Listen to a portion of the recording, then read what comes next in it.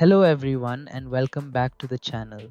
If you're preparing for competitive exams, this channel could be a valuable resource for you.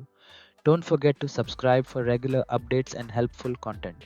Let's get started without further delay. Here's your first question.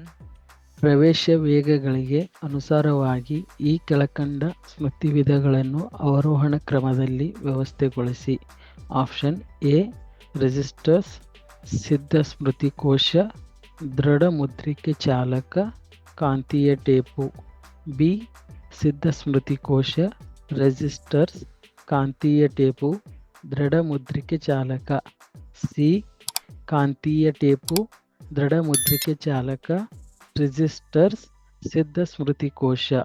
D ಕಾಂತೀಯ tape, ದೃಢ ಮುದ್ರಿಕೆ ಚಾಲಕ, ಸಿದ್ಧ ಸ್ಮೃತಿಕೋಶ, registers. Your time starts now.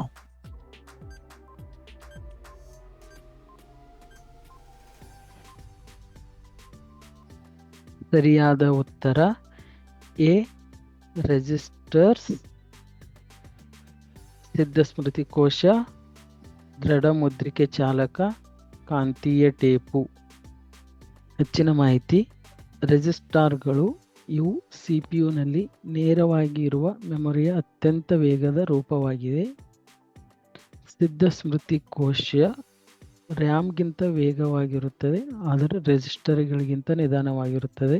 ಆಗಾಗ್ಗೆ ಪ್ರವೇಶಿಸುವ ಡೇಟಾವನ್ನು ಸಂಗ್ರಹಿಸಲು ಬಳಸಲಾಗುತ್ತದೆ.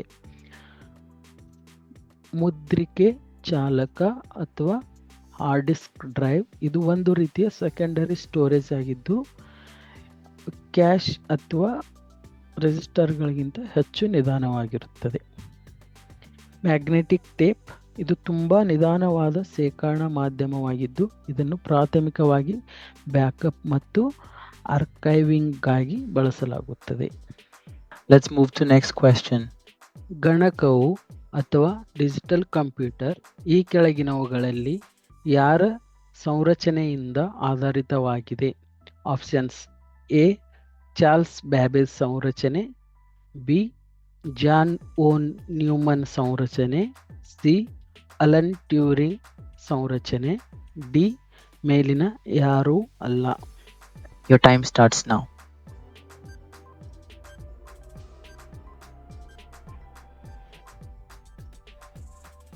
ಸರಿಯಾದ ಉತ್ತರ ಜಾನ್ ಓನ್ ನ್ಯೂಮನ್ ಸಂರಚನೆ. ಹೆಚ್ಚಿನ ಮಾಹಿತಿ. Digital computer John von Neumann ವಾಸ್ತುಶಿಲ್ಪವನ್ನು ಆಧರಿಸಿದೆ.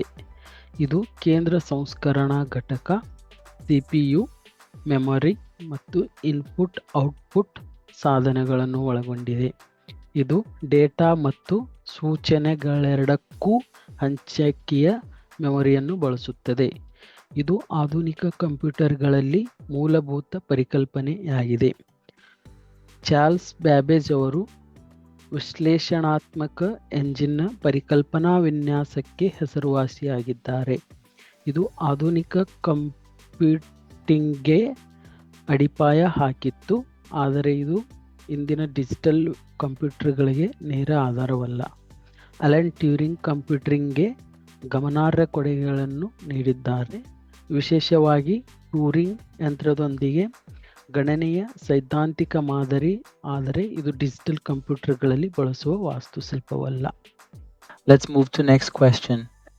ಕಂಪ್ಯೂಟರ್ ಪ್ರೋಗ್ರಾಂ ಕಂಪ್ಯೂಟರ್ ಯಂತ್ರಾಂಶ ಸಂಪನ್ಮೂಲಗಳನ್ನು ನಿರ್ವಹಿಸುವ ರೀತಿಯನ್ನು ಏನೆಂದು ಕರೆಯಲಾಗುತ್ತದೆ?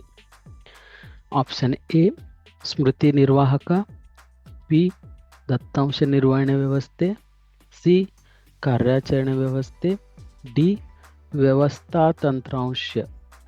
Your time starts now.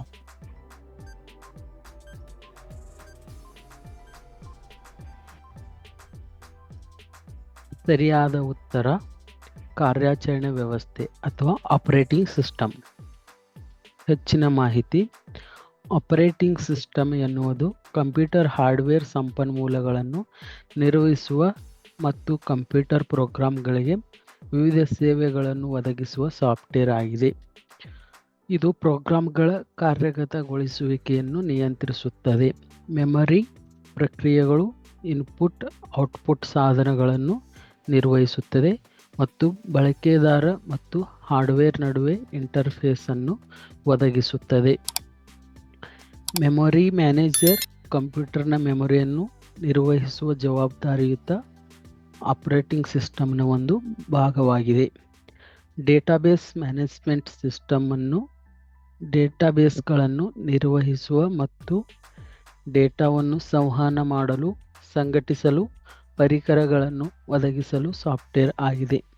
System software ಎನ್ನುವುದು ಆಪರೇಟಿಂಗ್ ಸಿಸ್ಟಮ್ಗಳು ಮತ್ತು ಕಂಪ್ಯೂಟರ್ ಹಾರ್ಡ್ವೇರ್ ಅನ್ನು ನಿರ್ವಹಿಸಲು ಸಹಾಯ ಮಾಡುವ ಇತರ ಸಾಫ್ಟ್ವೇರ್ ಅನ್ನು ಒಳಗೊಂಡಿರುವ ವಿಶಾಲ ಪದವಾಗಿದೆ. Thank you for watching. Please like, share and subscribe to my channel.